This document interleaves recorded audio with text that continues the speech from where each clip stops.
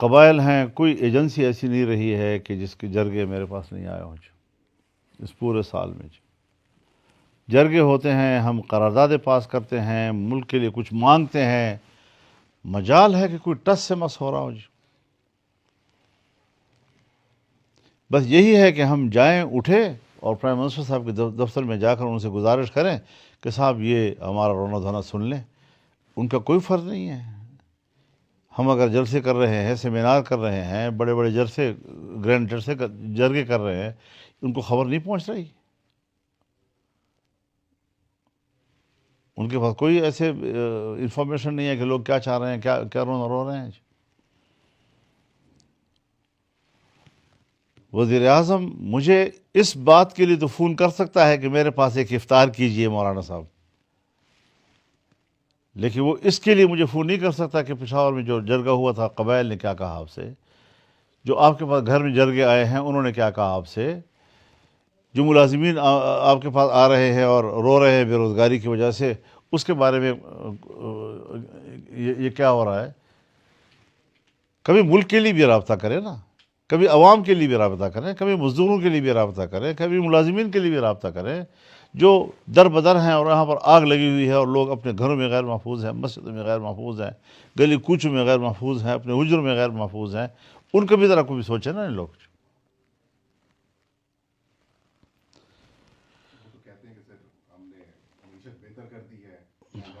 تو پھر کیوں نوکروں کو ملازمین کو نکال رہے ہیں؟ جب معیشت بہتر کر دی ہے تو ملازمین کی بھرتی کا نظام ہونا چاہیے نا، پھر ان کی بھی تو کوئی متبادل نظام بنایا نا، کہیں تو ایڈجسٹ کریں ان لوگوں کو، کوئی نظام تو ہونا چاہیے، اٹھا کر پھینک دیا۔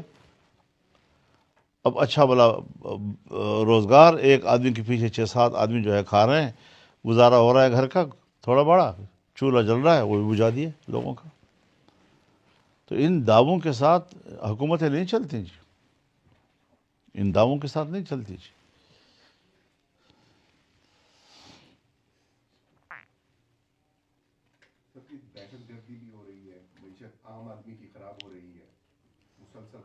یہی چیزیں ہمیں پریشان، ہاں یہی چیزیں ہمیں پریشان کر رہی ہیں۔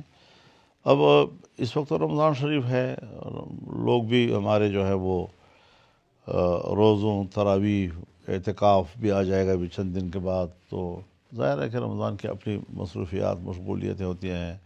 اکثر لوگ ہمارے عمروں پہ چلے گئے ہیں، مدارس کے اگلے سال کا بھی انہوں نے انتظام کرنا ہوتا ہے تو کچھ اس کے لیے بھی نکلے ہوئے ہیں ادھر ادھر۔ تو یہ ساری چیزیں ہیں اور ان کو یہ سیاست کر رہے ہیں، ہر بات پہ سیاست کر رہے ہیں۔ مدارس کی قانون سازی ہو گئی، اس کے بعد اب صوبے میں قانون سازی نہیں کر رہے، تو اب خاموش تو نہیں رہیں گے لوگ جی۔ جب نکلیں گے ہم، پبلک آئی گی روڈوں کے اوپر، پھر کہیں گے مولانا صاحب ملک کا خیال رکھیں جی، ملک کا خیال رکھیں، ادھر ہنگامے ہیں، ادھر قتل و غارت گری ہے، آپ ان حالات میں، تو پھر ایک جائز بات ہے، طے شدہ بات ہے، کمٹمنٹ ہے آپس کی، پھر کیوں عمل نہیں کر رہے اس کے اوپر؟ تو پھر ہمارے پاس رونے کے علاوہ اور کیا راستہ ہوگا؟ پھر تو ٹینشن آئے گی، پھر کہیں گے جی فلاں فائدہ اٹھا لے گا، تو فلاں جو بھی فائدہ اٹھائے، آپ ہمارے فائدے کے لیے قدم اٹھائیں نا پھر۔ تو معاملات شدت کی طرف سیاست میں جائیں گے جی۔ اور اب ہم تو سیاسی لوگ ہیں، پارلیمنٹ کے لوگ ہیں، سن 88 سے اس ایوان میں کھڑے ہو کر ملک سے وفاداری کا حلف اٹھائے ہوئے ہیں اور بار بار حلف اٹھائے ہیں، ہم تو اس کے پابند ہیں جی۔ تو ہم تو پگڈنڈی بھی سفر کر رہے ہیں جی، کبھی ادھر گرنے کا خطرہ ہوتا ہے، کبھی ادھر گرنے کا خطرہ ہوتا ہے، کبھی ادھر سے خطرات، کبھی ادھر سے خطرات، ایک طرف سے ہم محفوظ نہیں ہیں جی۔ نہ فوج کے ہاتھوں قوم محفوظ ہے اور نہ مسلح تنظیموں کے ہاتھوں قوم محفوظ ہے،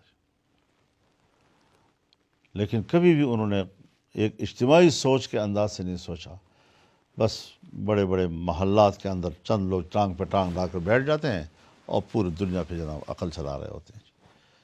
بھائی قوت جو ہے عقل نہیں ہے، دولت عقل نہیں ہے، جب صرف ایک فوجی اپروچ کافی نہیں ہے، جب تک کہ اس پہ آپ سیاسی دماغ جو ہے اس کو نہیں بٹھائیں گے، جب تک آپ اقتصادی لوگوں کو نہیں بٹھائیں گے، ملک کے بہتری کے لیے جو لوگ صلاحیت رکھتے ہیں، اور یہ ڈمی سیاستدان، یہ کہنا کہ یہ سیاستدان جو ہیں یہ تو کٹ پتلی ہیں. کٹ پتلی سیاستدان تو غلام ہوتا ہے جی.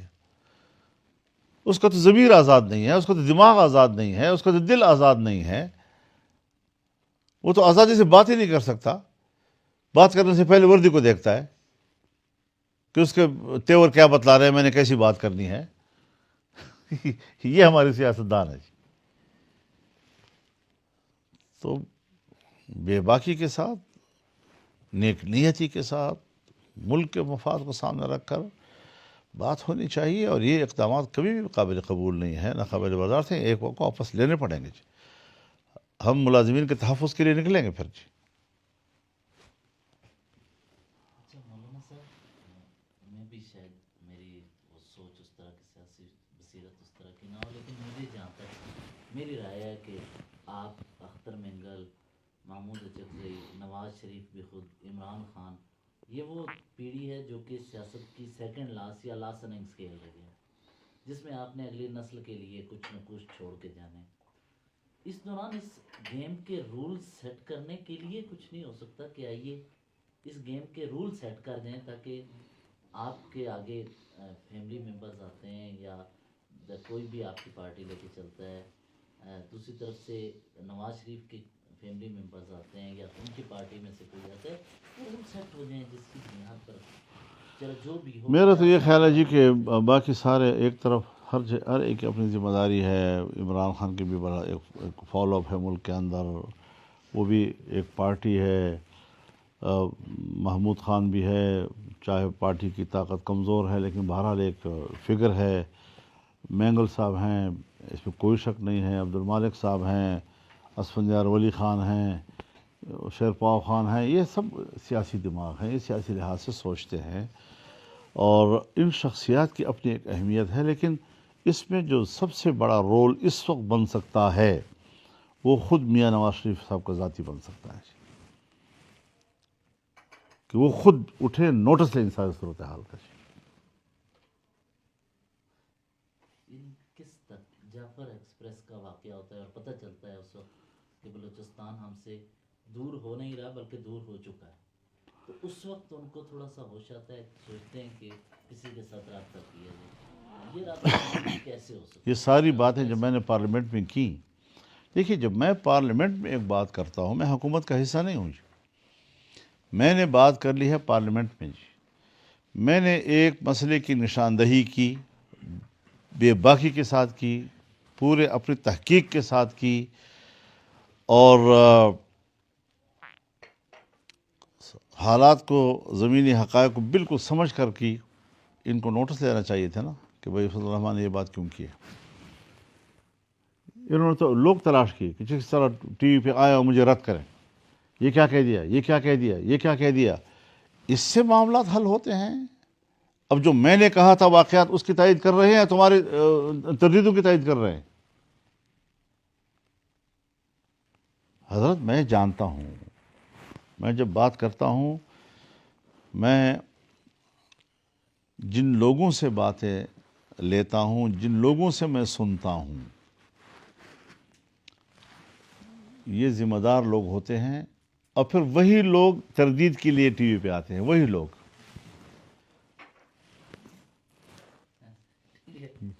یہ بھی ذرا تھوڑا سمجھنے کی کوشش کریں. ایسے ہی ہوتا ہے، ایسے ہی. جو مجھے خود باقاعدہ روتے ہیں میرے سامنے کہ مولانا یہ صورتحال ہے ہماری، ہم کیا کریں. پھر جب یہ سارے حقائق انہی کی طرف سے مجھے معلوم ہوتی ہیں اور پھر میں اس کو پبلک میں لاتا ہوں، وہ نہیں لا سکتے بیچارے. وہ فورم پر بھی بیٹھ کر بات نہیں کر سکتے جی. پھر انہی لوگوں کو ٹی وی پہ لا کر کہا جاتا ہے کہ مولانا صاحب کی تردید کرو. تو ایک کو میں نے کہا کہ اگر میں یہ بیان دے دوں کہ یہ آپ نے مجھے کہیں سر، پھر کیا کرو گے.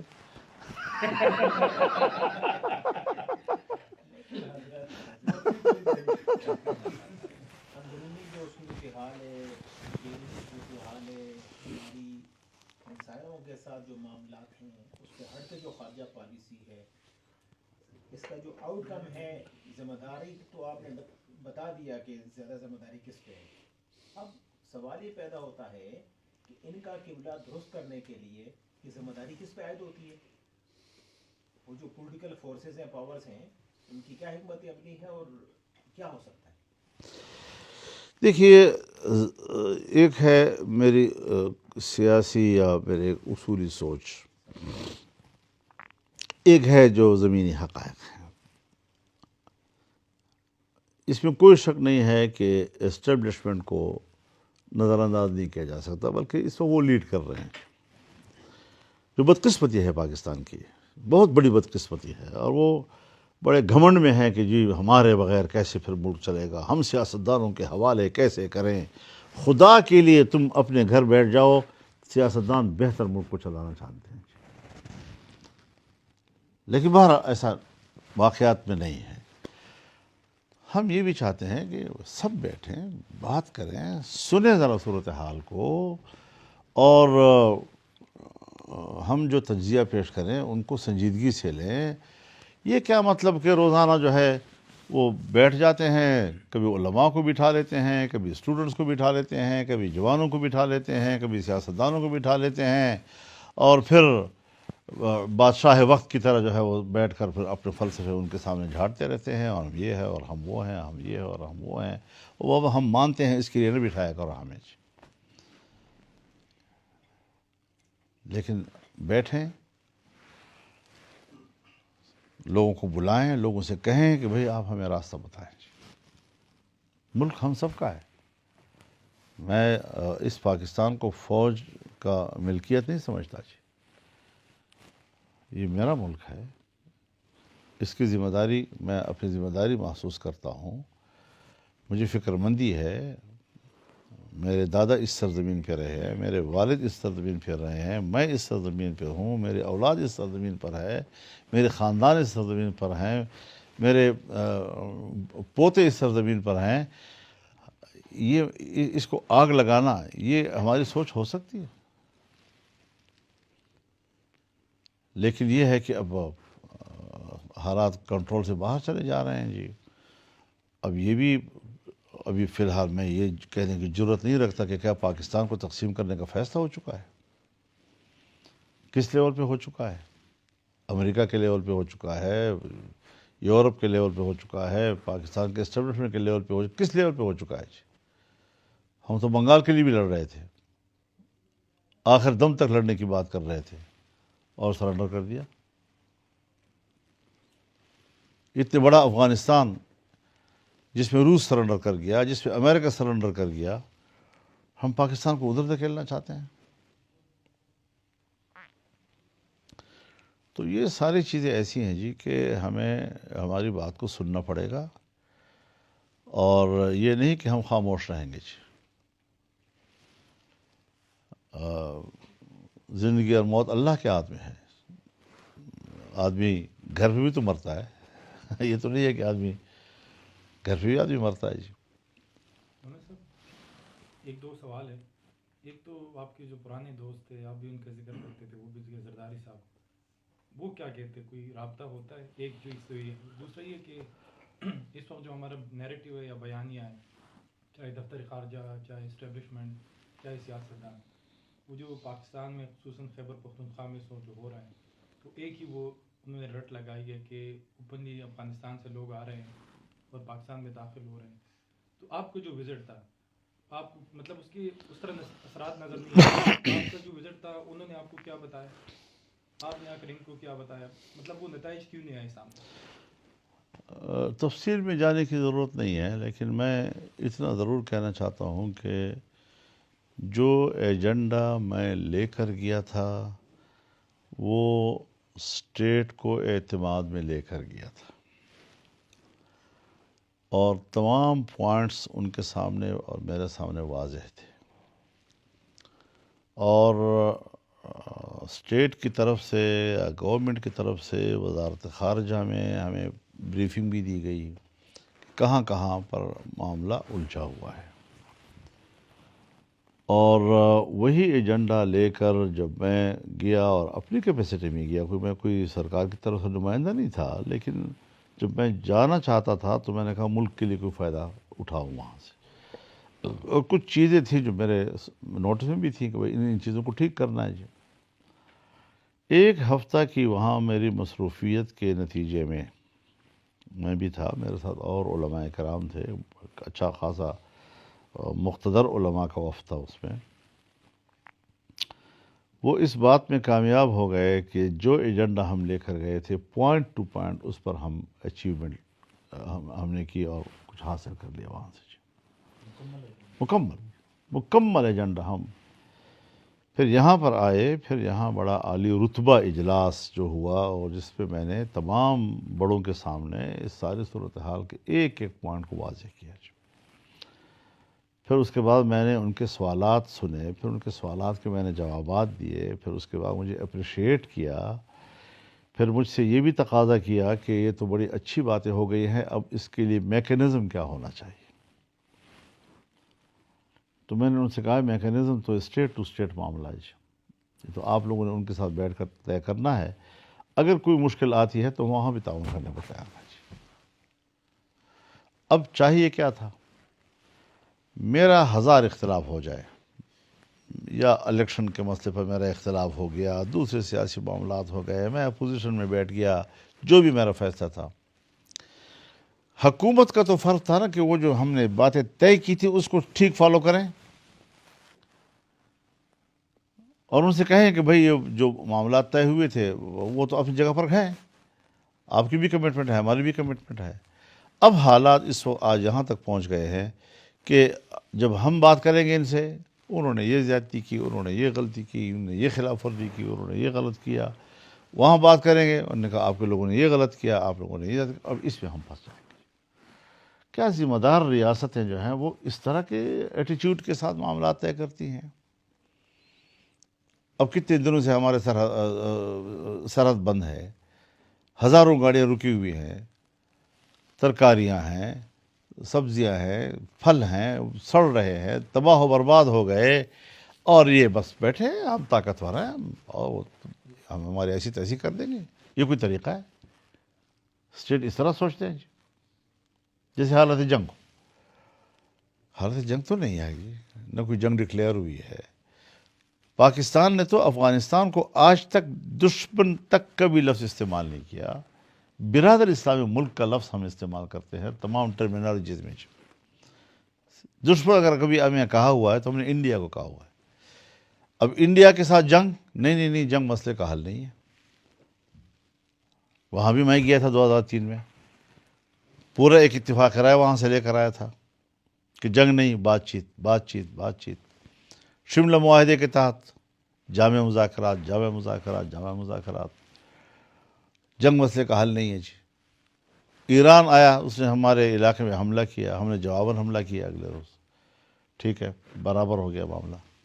تیسرے دن دونوں بیٹھے، اس کے بعد ان کے وفود آنے لگے یہاں پر، ہمارے آئے، ہمارے ان کے پاس گئے. اس رویے کی ضرورت افغانستان کے ساتھ نہیں ہے کیا؟